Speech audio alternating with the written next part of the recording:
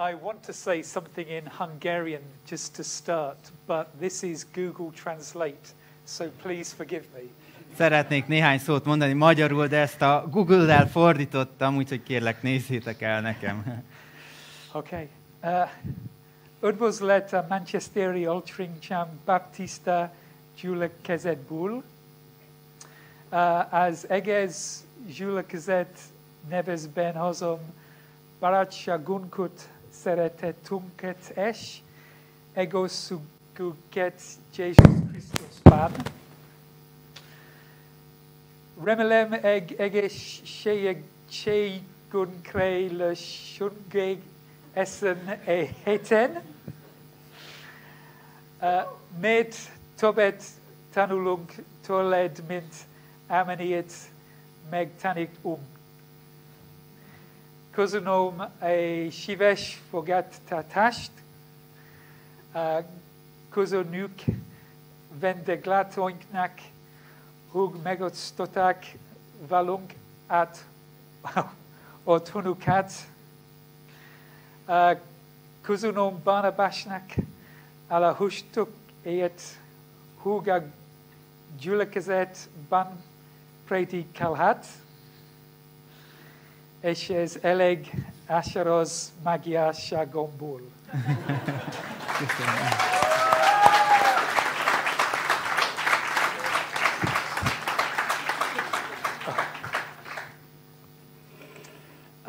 Before I bring the message for today, I want to say something briefly about the differences between us. Mielőtt elkezdek az üzenetbe, amit szeretnék veletek megosztani, hadd beszéljek a közöttünk levő különbözőségekről. I think I have shown there are some small language differences between us. Azt hiszem már demonstráltam, hogy van néhány egy kis nyelvbeli különbség közöttünk. Then there is the weather. És akkor még ott van az időjárás is. When we left Manchester on Friday, it had been raining and was 18 degrees. Amikor eljöttünk Manchesterből, esett az eső, és 18 fok volt. The football is very different in Hungary. A futball is nagyon különböző itt Magyarországon. In England, the women are better than men at the football. Angliában a nők jobbak a fociban, mint a férfiak. I also think that you are better at hospitality than we are in England. És azt is gondolom, hogy ti jobb vendéglátók vagytok, mint mi Angliában. And in the church in Manchester we have two buildings. One is the Sunday church building and one is for the community activities during the week. És Angliában a gyülekezetünknek két épülete van, egyik a vasárnapi istentiszteletekre szolgál, a másik épület pedig a közösségi alkalmakra a hét során. Although we both put the drummer in the corner. De mindketten a sarokba helyezzük a dobost. But there are also many similarities between us. De nagyon sok a hasonlóság közöttünk viszont. I think we all honor and value family life. Mindketten nagyon szeretjük a családi életet, tiszteletben tartjuk. We both share a concern for the community and want to serve people. Mindnyájunkban van törődés a közösség irányában, és szeretnénk szolgálni az emberek felé. We have both been through the pandemic, which has caused fear, and there is sadness at those that we have lost. Mindnyájan átéltünk egy járvány időszakot, amely félelmet helyezett el az emberekben, és szomorúságot azok miatt, akiket elvesztettünk. But we all worship the same Jesus who was died, raised and ascended to life. De mindnyájan ugyanazt a Jézus Krisztust imádjuk, aki meghalt, feltámadt és felment a mennybe. And the Bible tells me that we are all part of the same family, united in Christ, united together. És Isten igéje azt tanítja nekünk, hogy mindnyájan ugyanannak a családnak a részesei vagyunk egységben. And so perhaps you and I, we are not so different. Úgyhogy tulajdonképpen nincs annyi különbség közöttünk. So Barnabas told me that you are looking at the parables in the Bible, so I wish to bring you two parables this morning, both found in Matthew 13. Barnabás azt mondta nekem, hogy a példázatokat veszitek most a Bibliából, és ezért én 2 példázatot szeretnék hozni, mely mindkettő a Máté 13. részében található. And I think the reading may appear up on the screen. És azt hiszem, hogy a képernyőn meg fog jelenni majd az ige.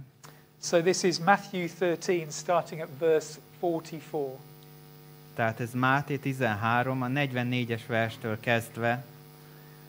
The kingdom of heaven is like treasure hidden in a field, which someone found and hid. Then in his joy he goes and sells all that he has and buys that field. Again, the kingdom of heaven is like a merchant in search of fine pearls. On finding one pearl of great value, he went and sold everything that he had and bought it. These two parables, you go read. Elolvassuk magyarul is.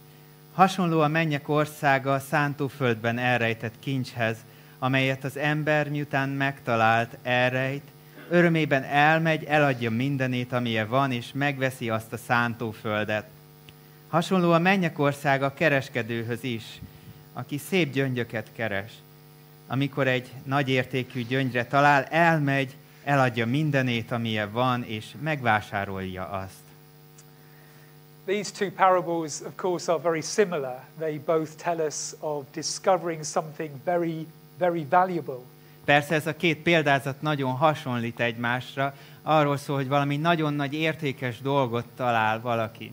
The first, treasure in a field, and the second, this pearl of great price. Az egyik egy kincset talál valaki a földben, a másik egy nagyon értékes gyöngyöt talál. And in both of these parables, the person who finds these things realizes just how valuable this thing actually is. És mindkét példázat esetében a személy felismeri azt, hogy valójában milyen értékesek ezek a dolgok, amiket talál. And they know this is such a wonderful opportunity, they must take it. És felismerik, hogy milyen csodálatos lehetőség, és meg kell ragadni. And also, no expense can be spared to make sure they can grab hold of this valuable thing. És természetesen semmilyen kiadást nem lehet megspórolni, hogy megszerezzék ezeket az értékes dolgokat. So we find in both stories that they sell everything they have in order to gain the one thing. Tehát mindkét történetben azt látjuk, hogy mindenüket eladják, csak hogy ezt az egy dolgot megszerezzék. I've decided to tell you lots of stories this morning, so here is my first. Azt gondoltam, hogy több történetet elmondok nektek ma reggel, és ez most következik az első.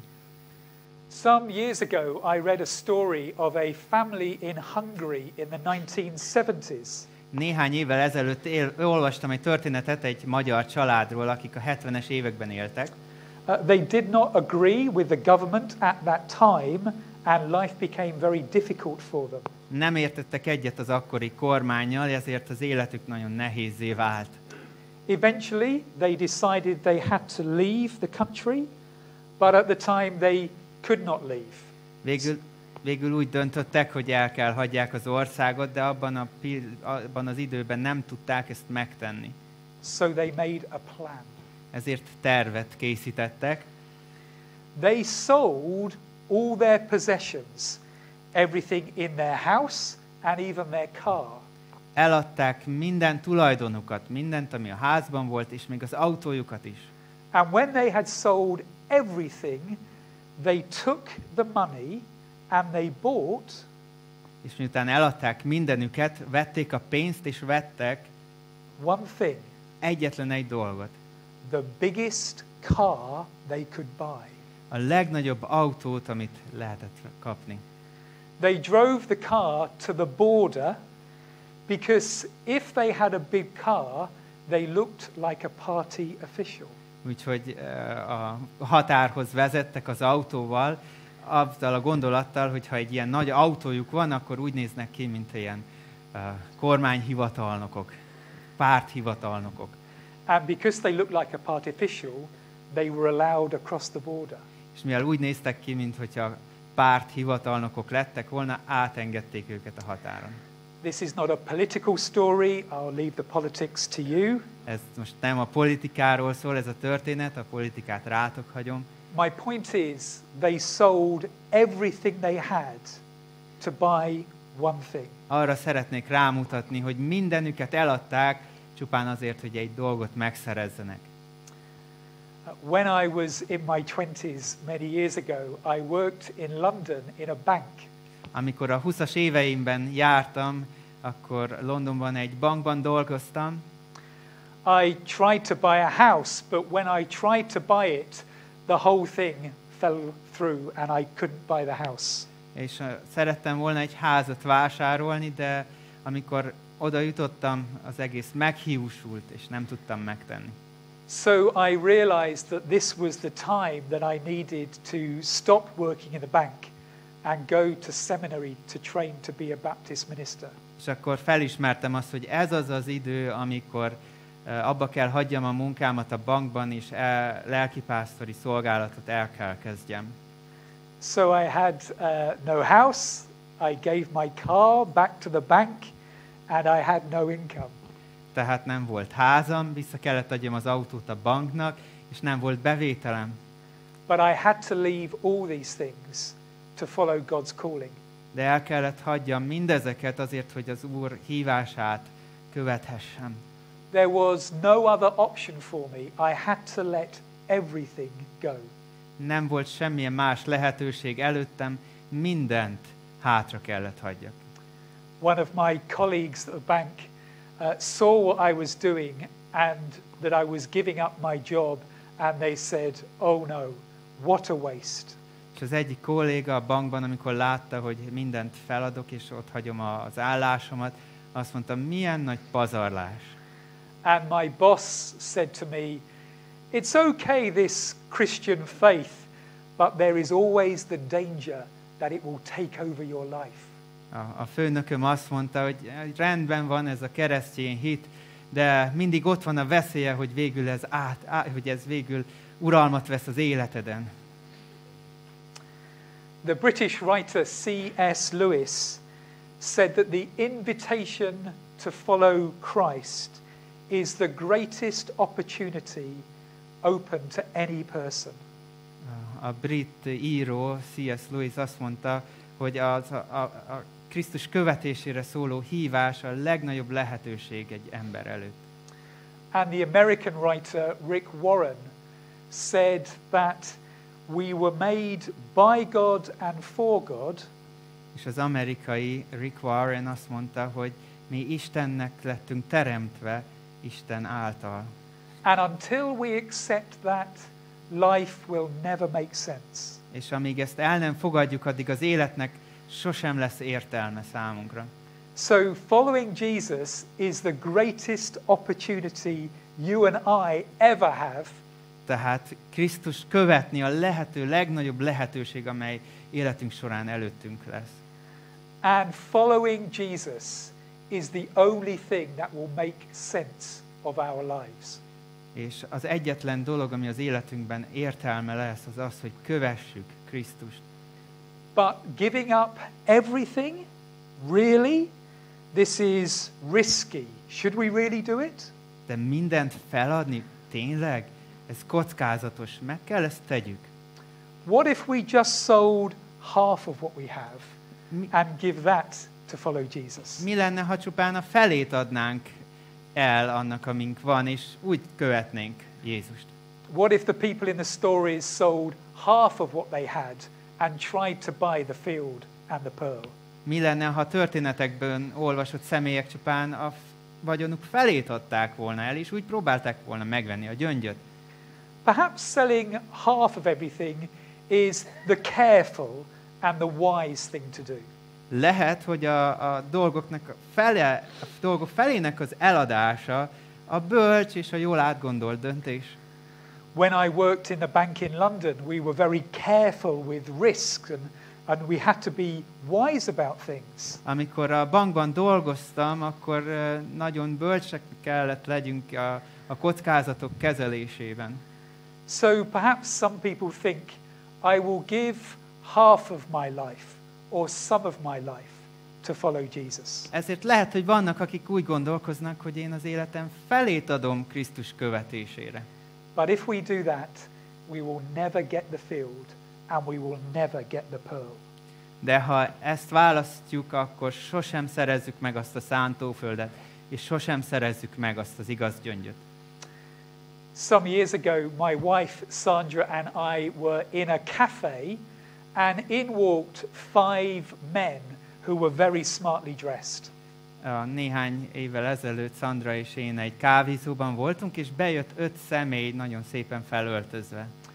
And I thought, I recognize one of these people. It is a famous singer in England. És akkor azt mondtam, hogy én felismerem ott azok közül az egyiket, az egy híres énekes Angliában. And my nephew, he likes this singer, so perhaps I'll get some paper and get him to sign his autograph. És az én unokaöcsém szereti ezt az éneket, és talán szerezhetek neki egy aláírást. So I went over to him and said, excuse me, would you please sign your autograph? Tehát oda mentem hozzá, és azt mondtam, elnézést, aláírná nekem, és adna egy szignót.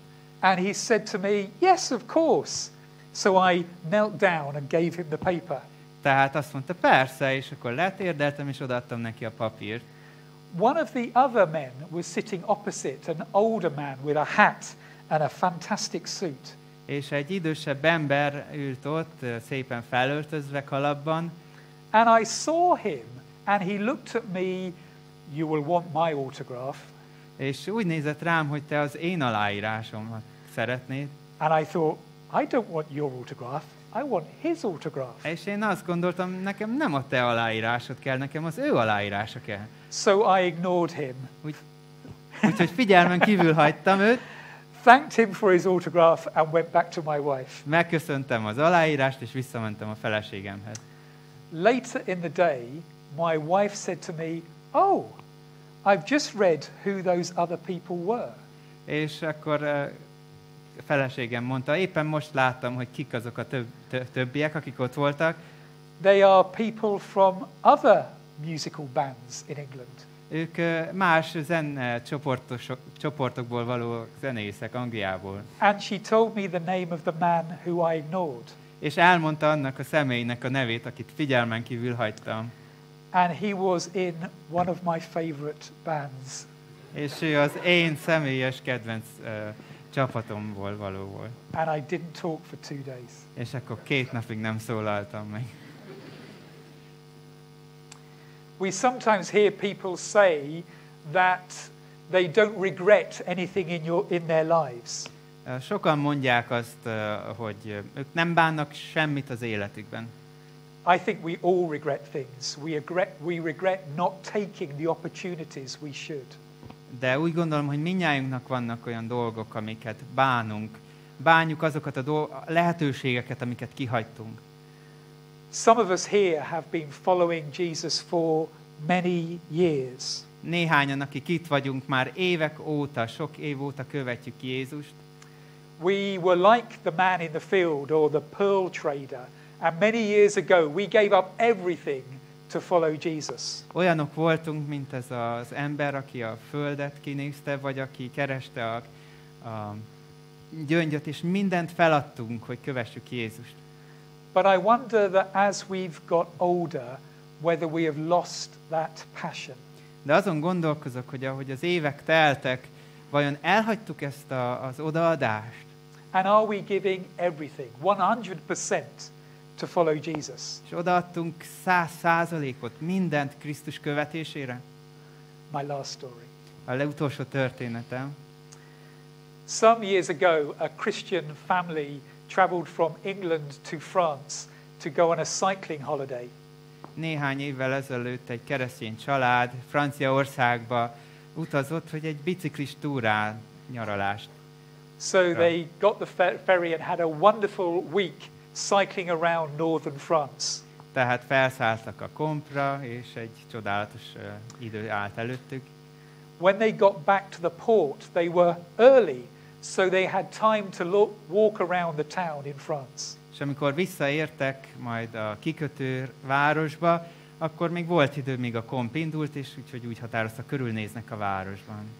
They walked into a large old Catholic church which was cool away from the hot summer sun. Besétáltak egy nagy katolikus templomba, ami hűvösebb volt, mint a kinti nagy meleg. And the parents and the young children walked around to see what was in the church. És a szülők és a gyermekek sétáltak a templomban, nézték a mi van ott. The father says how he found his young daughter standing in front of a statue. És akkor az édesapa észrevette a fiatal lányát, aki egy nagy szobor előtt állt. It was a copy of Michelangelo's Pieta in St. Peter's in Rome. Ez a Michelangelo Pietájának a másolata volt, ami a Szent Péter bazilikában van Rómában. A life-size statue of Mary, the mother of Jesus, holding Jesus's dead body, having just come down from the cross. Ez egy életnagyságú szobor, amely ábrázolja Jézust és Máriát, és Mária tartja a Jézus testét, amikor lehozták a keresztről. His young daughter asked her father, "Who is this man and this woman?" És akkor ez a fiatal lány megkérdezte, ki ez a nő és ki ez a férfi? His daughter asked, "But why is Jesus bleeding from his head?" És akkor megkérdezte, de miért vérzik Jézus a fején? So he explained the crown of thorns. És akkor elmondta a tövis koronát. His daughter asked, "But what about these marks in Jesus' hands and his feet?" És akkor megkérdezte a kislány, de és akkor mi van azokkal a nyomokkal a karjain és a lábain? So he explained the nails that held Jesus onto the cross. És akkor elmagyarázta neki a szögeket, amik tartották a kereszten. And she said, "What about this mark in Jesus' side?" So he explained about the spear. És akkor megkérdezte, mi az a nyom ott az oldalán, és akkor elmagyarázta neki a lándzsa történetét. And then his daughter did something that no adult would do. És akkor ez a kislány valami olyat tett, amit egyetlen felnőtt nem tenne.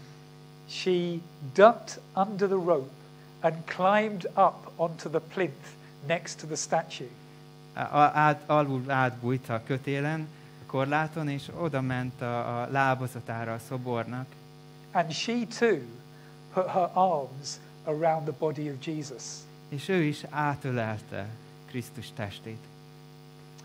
And watching this happen, the father wrote, és ahogy ezt figyelte, azt mondta az apa, I wish I could be taken back to the time I first knew Jesus. Azt mondta az édesapa, hogy arra vágyok, bárcsak visszamehetnék abba az időszakba, amikor először megismertem Jézust. The time before I covered my faith with so many words and thoughts and theologies. Mielőtt elfedtem az én hitemet annyi szóval, gondolattal, teológiával. Back to the time when I knew that following Jesus was worth everything I have. Vissza abba az időbe, amikor tudtam, hogy Krisztust követni megér mindent, amin van. I think some of us need to be taken back to that time as well. Úgy gondolom, hogy néhányunknak is vissza kell menni abba az időbe. In the parables, two men recognize that they are faced with the greatest opportunity they could ever have. A példázatokban olvastunk két személyről, akik előtt állt a legnagyobb lehetőség az életükben. And knowing this, they sell everything to take hold of it. És ennek ismeretében ők eladnak mindent, hogy azt a lehetőséget megragadják. Kersanom. Amen. Thank you. Amen.